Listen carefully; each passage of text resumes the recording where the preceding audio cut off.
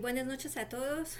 Quiero dar gracias primeramente al Eterno porque hace bien a cada hombre, nos ha concedido retornarnos a nuestras moradas cada uno y nos permite reunirnos en esta ocasión para tratar dos shurin que se han preparado. Por ello agradezco a todos los que están aquí presentes, a los que están en la radio y los que nos acompañan en el enlace Radio No Ágida. A todos le damos la más sincera bienvenida.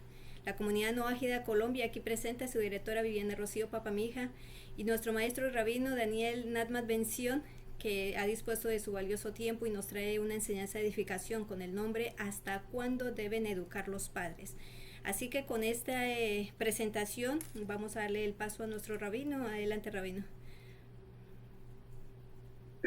Muy bien, saludos a Latinoamérica, saludos en especial a los miembros de la comunidad no ágida de Colombia, quienes son los anfitriones.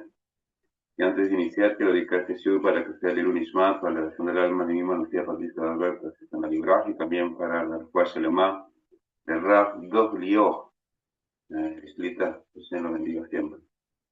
Bien, vamos a tocar un tema, bueno, ya lo dijo nuestra directora en Colombia, Viviana Rocío, ¿no? ¿Hasta cuándo deben educar los padres? O sea, hay un tiempo, hay un momento, ¿no? O es con respecto a la edad de los padres, o es con respecto a la edad de los nenes, o de los alumnos, o del discípulo. ¿Okay?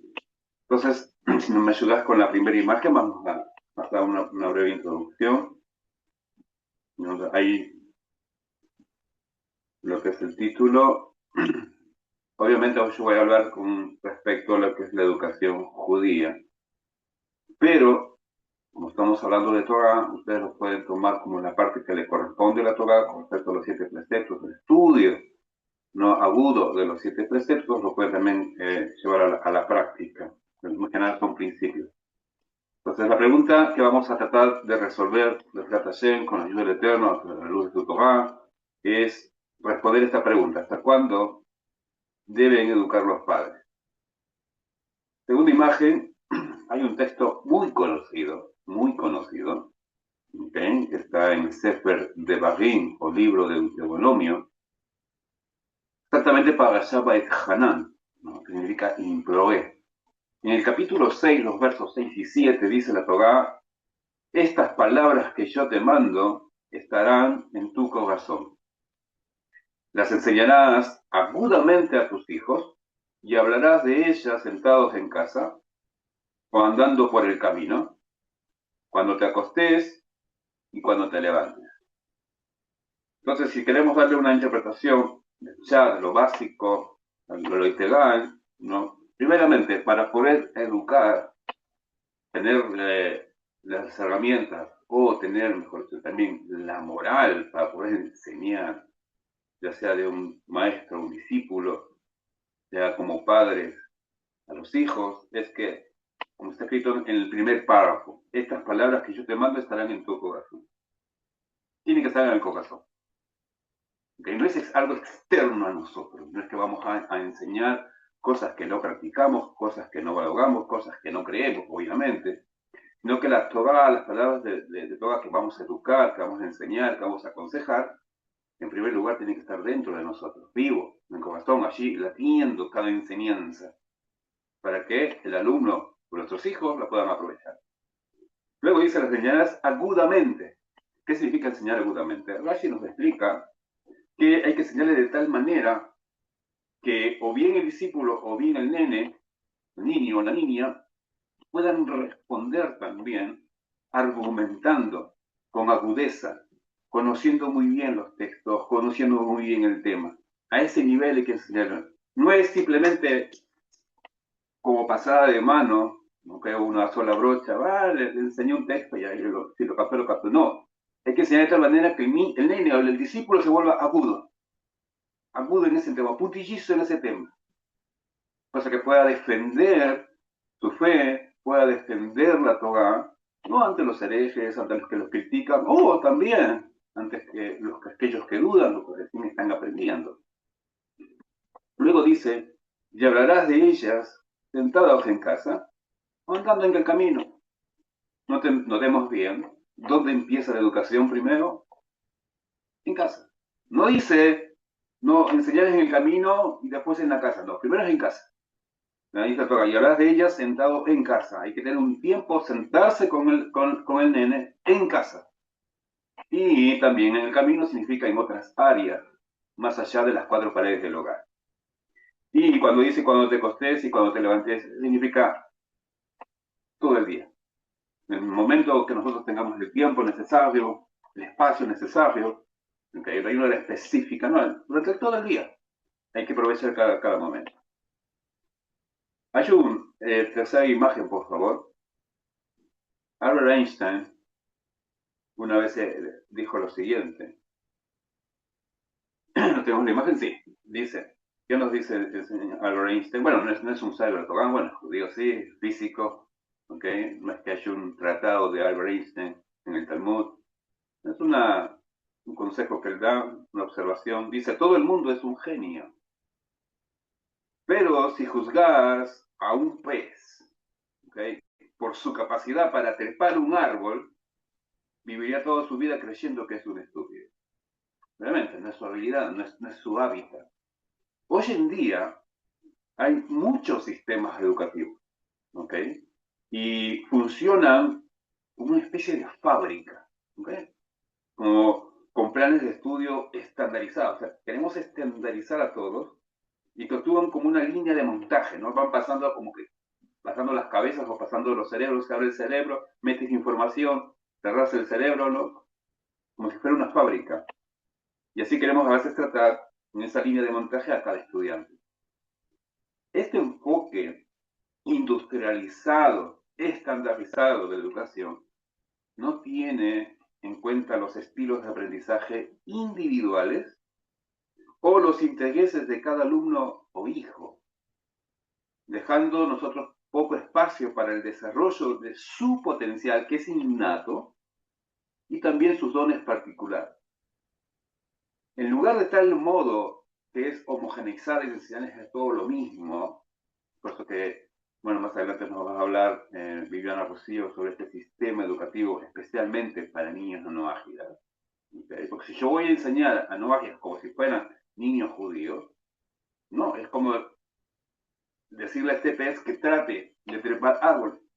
Por lo contrario, enseñarle a un niño judío como si fuera un no ágil no es su habilidad, no es su don. Cada uno tiene sus roles distintos, entonces es necesario también, para poder desarrollar los dones particulares, ¿no?, que se ha visto necesario crear este proyecto, que más adelante nos va a explicar mejor Viviana Rocío. En lugar de este método homogeneizador de enseñanza, ya Shlomo Amelech, el rey Salomón, nos escribió lo siguiente. Siguiente pasaje, es un texto también muy conocido, que está en el Tanaj, en el libro de Mishlei, o libro de Proverbios, en el capítulo 22, verso 6. ¿Qué nos dice el rey Salomón? Hanoch. Hanoch significa educa. Educa a un niño en su propia senda. Hay versiones que dicen, ¿no? Instruye al niño en su camino. He leído algunas versiones en español. Y bueno, es el mismo sentido. De modo que incluso cuando se haga viejo, no se desvíe de ella. Algo muy importante en lo que es la educación, que cuando uno conoce al alumno, cuando conoce a los hijos las habilidades, ¿okay?, hay que enseñarles cada uno por su senda. Porque muchas veces nosotros queremos enseñar y que queremos que nuestros hijos sean, por ejemplo, ¿no? Yo cuánto quisiera que mis hijos sean rabinos. A veces no es así. Mi hijo quiere estudiar una cosa, mi hija quiere estudiar otra cosa. El alumno quiere conocer un poco más, no sé, su intención es conocer más la halajá. Y yo quiero que sea un experto en Kabbalah, por así decirlo. No. Es la senda de él, el camino de ese alumno, el camino de ese niño. Es que uno tiene que enseñar y educar. Que no es mi deseo, no es lo que yo quiero que sea en la vida. Yo quiero que mi hijo sea doctor y no voy a parar hasta que mi hijo sea doctor. No es un camino, a lo mejor. Por lo tanto, aquí es muy claro que el rey Shlomo dice, educa a un niño en su propia senda, en su propio camino, de modo que incluso cuando sea viejo no se va a desviar de ella. Entonces, aquí hay doble propósito. Hay que enseñarle de tal manera, como nos dice para allá el Janó, hay que ser agudos, ¿no?, ¿okay?, educar con agudeza, ¿no? Que incluso cuando sea viejo no se va a olvidar. Pero si nosotros vamos, enseñamos, instruimos a nuestros niños, a nuestros alumnos en sus sendas, ese camino no lo va a olvidar, no se va a apartar. ¿Sí? Imagen número, entonces, yo quiero que tengan en cuenta esta primera palabra que era Hanoch. ¿De qué viene esta palabra? De educar, instruir. Imagen número 5. Hay una palabra en hebreo general que es Jinuj. ¿Okay? Jinuj en hebreo significa instrucción, significa educación. Y viene de una raíz. ¿Cuál es la raíz de esta palabra Jinuj? Todas las palabras hebreas tienen raíces. Y la raíz de la palabra Jinuj, que significa educación, significa gen, viene de la raíz gen. ¿Y qué significa gen? Gracia. No sé si ustedes han notado, supongamos que ustedes van a ir a visitar, ¿okay? Una familia desconocida, ¿okay? No sé, no, un compañero de trabajo y el compañero de trabajo los invitó a su casa. Y veamos estos dos campos, o dos panoramas, o dos situaciones. Entonces entran con su familia, ¿okay? Les recibe tanto el esposo y la esposa, y salen los nenes bien educados, bien vestidos, les saludan, buenos días, buenas tardes, buenas noches, bienvenidos a nuestro hogar. Y uno nota esa educación, y automáticamente estos nenes hallaron gracia a nuestros ojos, ¿cierto? Ahora, pero si ustedes van a la casa y los nenes están corriendo, jugando y se portan mal y gritan y lloran, hacen berrinches y preguntan por qué viniste a mi casa a esta hora, caramba, es una falta de respeto, una falta de educación. Querrás o no, como que los nenes ya te caen un poco mal. No es gracioso, no te caen gracia, ya te caen antipáticos incluso los nenes. Ese es el objetivo de la educación. El objetivo de la educación es que hallemos gracia.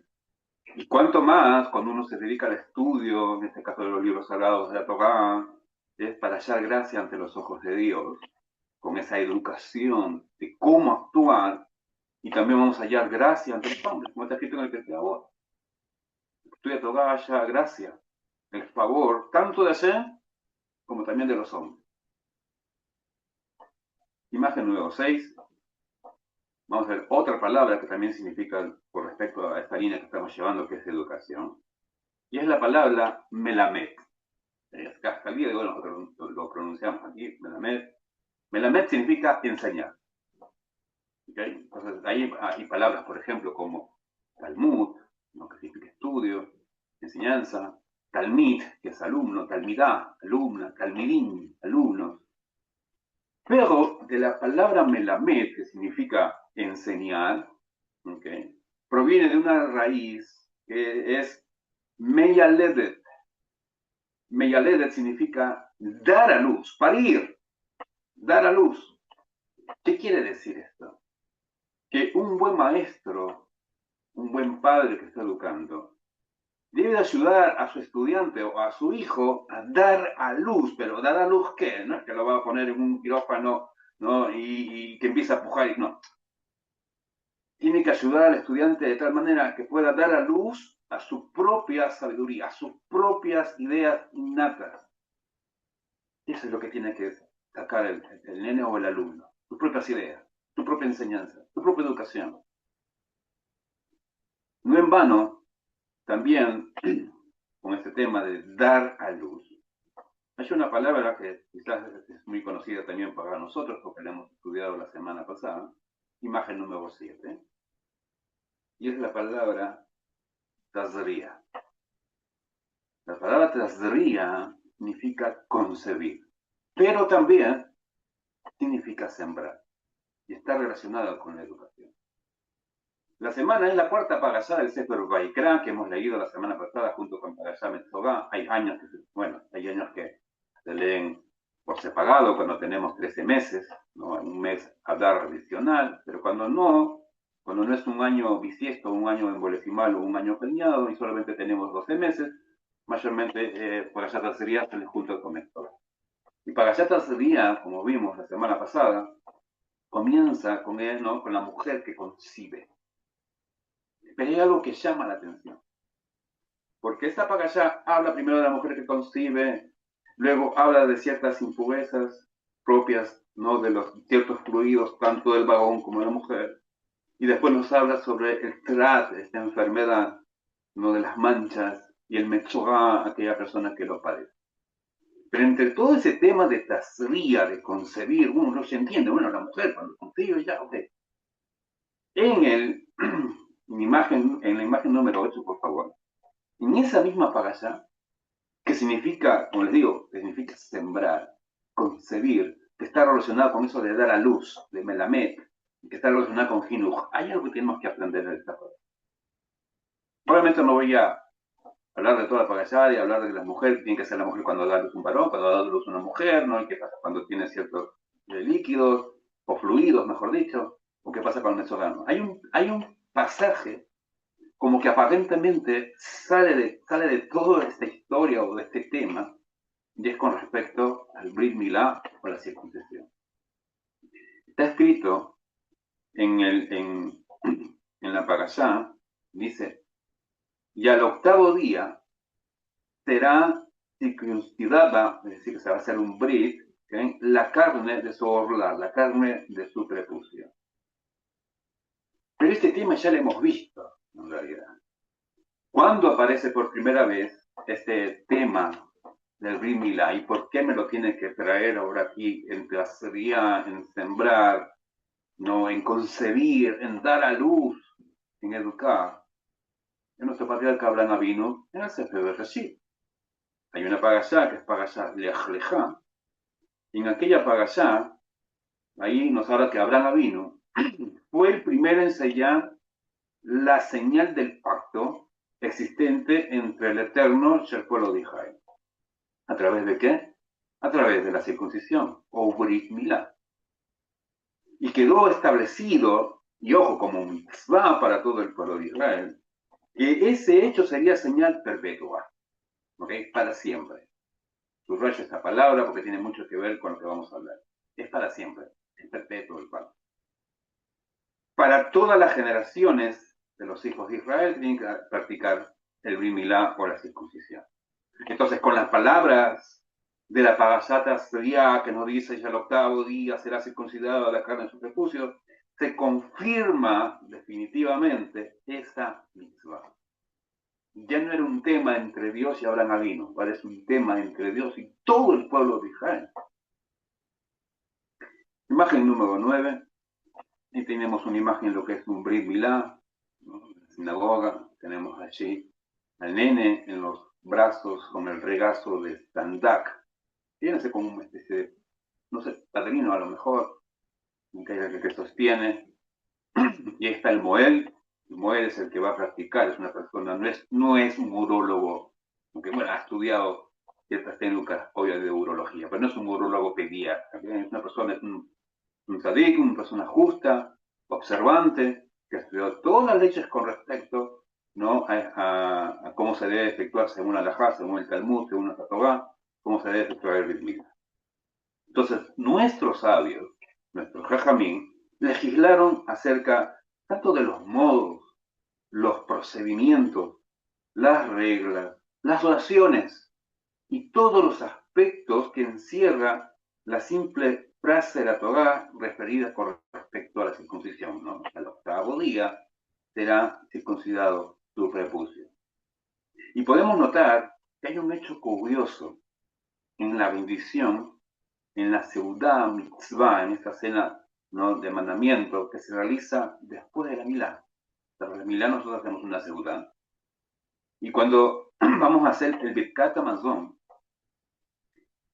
agradecer, ¿no?, a Hashem por las comidas, ¿no?, te va a agregar un párrafo. Y este es el párrafo siguiente. Imagen número 10. ¿Qué es lo que nosotros decimos? Nosotros decimos a Rahamán Uyevarej, Abi Hayelet Veimo, Beiskule Gadlo, Lejanjo, Ulejajmo. Quiere decir esto en español. A Rahamán Uyevarej, que el misericordioso bendiga, ¿no?, Yevarej, Abi Hayelet Veimo, al padre del niño y a la madre. Que tengan, o sea, ambos, el padre y la madre, que tengan el mérito de hacerlo crecer, educarlo y hacerlo un sabio. Esa es la obligación que tiene todo padre, o cada maestro, o cada rabino, o cada morre, hacer de su alumno un sabio. Pero hay tres preguntas que podemos sacar de aquí.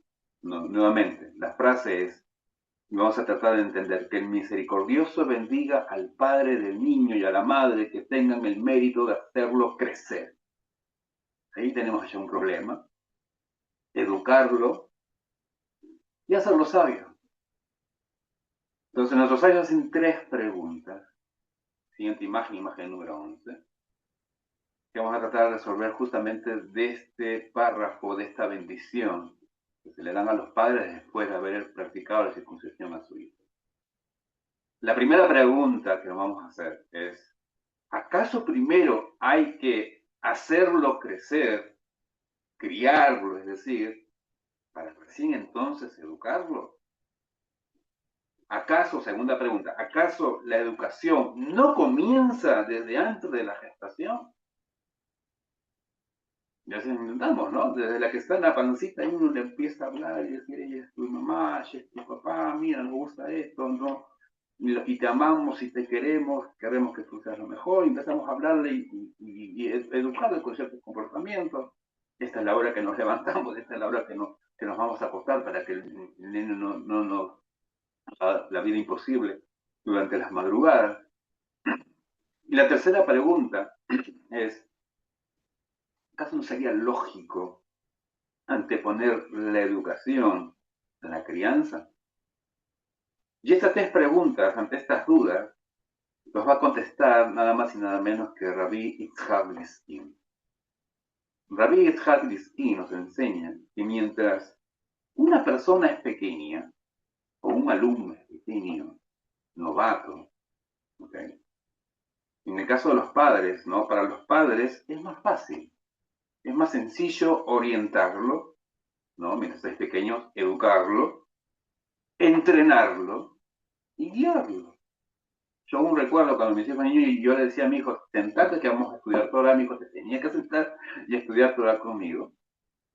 Ahora sí tengo que ponerme un poco más fuerte, los niños a veces no quieren, ¿no? Hoy día tuvimos que, justo con mi hijo, después de la ceremonia que hubo por el día de Yom HaZikaron de los recuerdos, nos fuimos a estudiar un poco Megillat Ruth, me habían dejado una tarea en realidad, queríamos hacerlo juntos, había unas preguntas que le habían hecho, no lo hay en la escuela, estoy en la escuela de la Fuerza Aérea, de California, y estuvimos hablando y detallando, ¿cierto?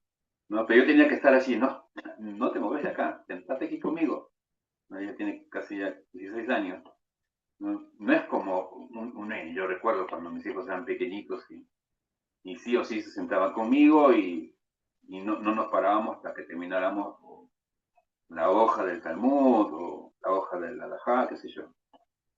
Pero Rav Dissky nos dice, ¿no?, que es fácil orientarlo cuando uno es pequeño. Es fácil educarlo, es fácil entrenarlo. Pero lo que intenta el judaísmo, la Yadut, el estudio de la Torah, es que justamente es que las enseñanzas de la Torah transmitidas por los padres sirvan también para guiar a la persona cuando ya ha crecido. Sirve para que cuando sea adulta, porque es cuando es adulto, en este caso a partir de los 13 años para los nenes o a los 12, que ya se les considera adulto responsable, es el objetivo. No es porque siendo nene no va a practicar ninguna mitzvah, ¿correcto?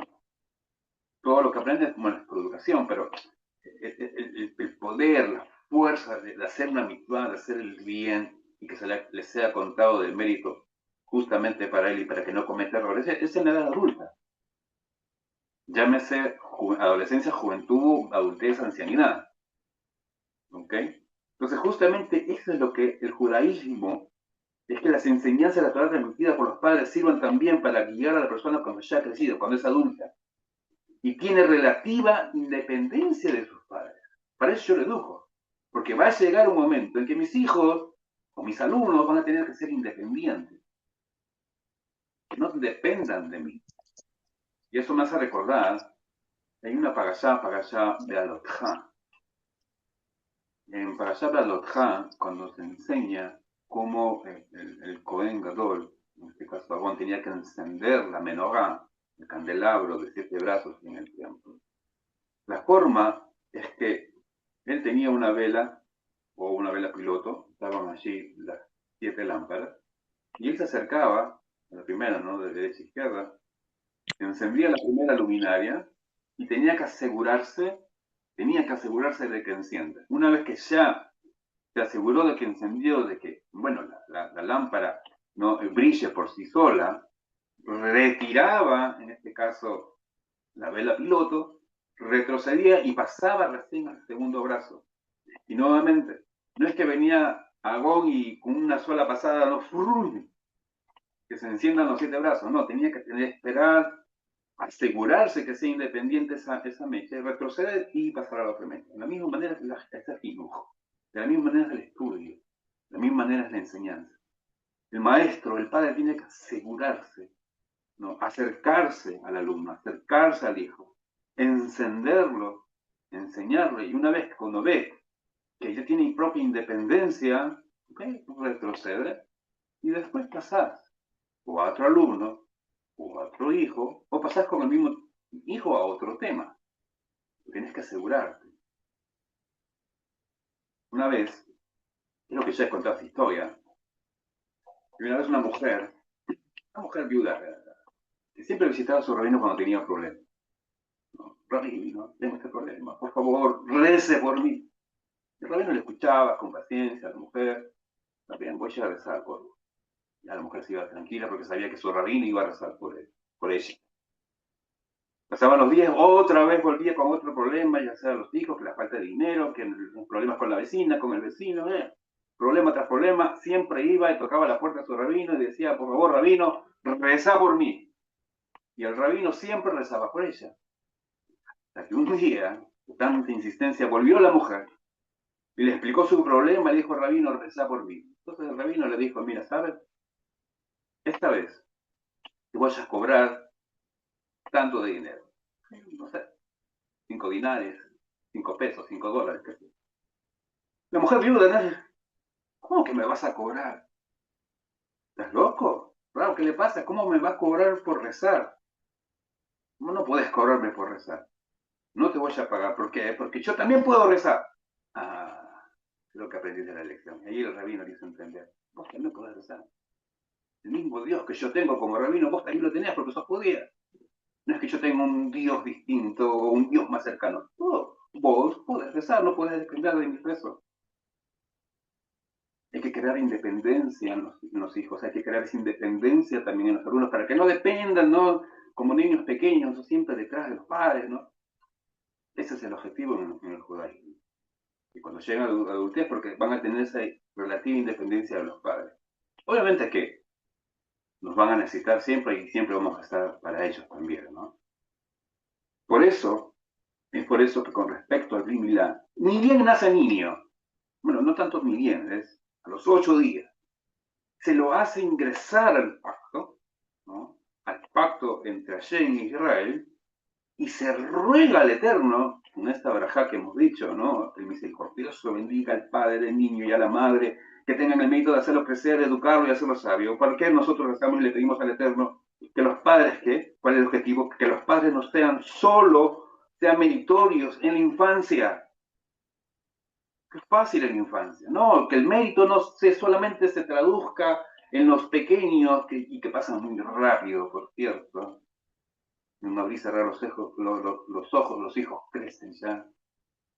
No es solo ser meritorio y que lo diga, wow, qué buen padre, porque el hijo te acompaña a la sinagoga, ¿no?, y se porta bien en casa. No, que seamos meritorios no solo en la infancia del hijo, o no solo en los momentos cuando el alumno era novato, sino que también, ¿no?, seamos bendecidos con el crecimiento del mismo, o sea, del niño o del alumno.